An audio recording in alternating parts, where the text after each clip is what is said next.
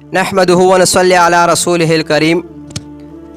पागल मजनून की नमाज जनाजा के हवाले से चंद बातें ज़हन नशीन फरमा ले कि ऐसा शख्स जो बचपन से पागल था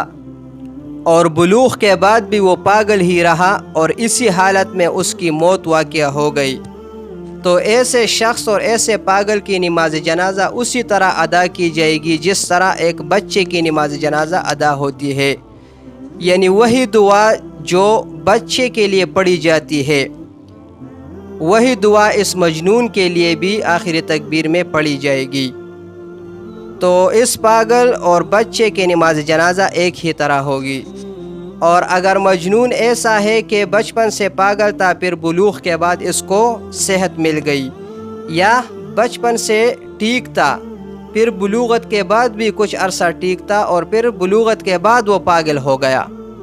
यानी इसने बुलूगत में कुछ अरसा सेहत के हालत में गुजारा है, तो फिर ऐसे मजनून और ऐसे पागल की नमाज जनाजा फिर बच्चों की तरह अदा नहीं होगी, बल्कि इसका नमाज जनाजा फिर बड़ों की नमाज जनाजा की तरह अदा की जाएगी।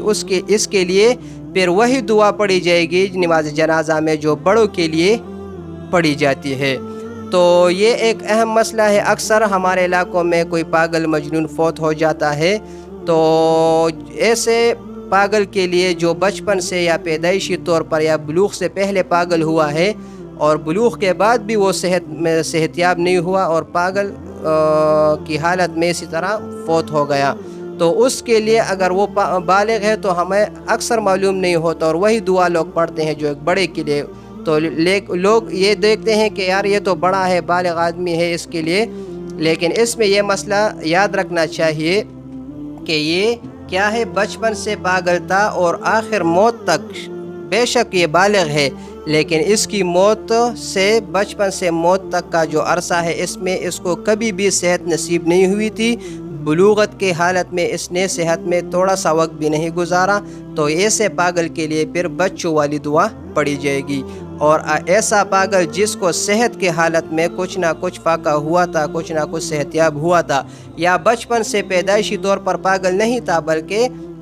आखिरी ज़माने में पागल हुआ है, तो उसके लिए फिर वही बच्चों वाली दुआ नहीं पढ़ी जाएगी, बल्कि ऐसे पागल के लिए सही आदमियों की तरह जो दुआ उनके लिए पढ़ी जाती है ये इनके लिए भी पढ़ी जाएगी। अल्लाह पाक अमल करने की तौफीक अता फरमाए। शुक्रिया।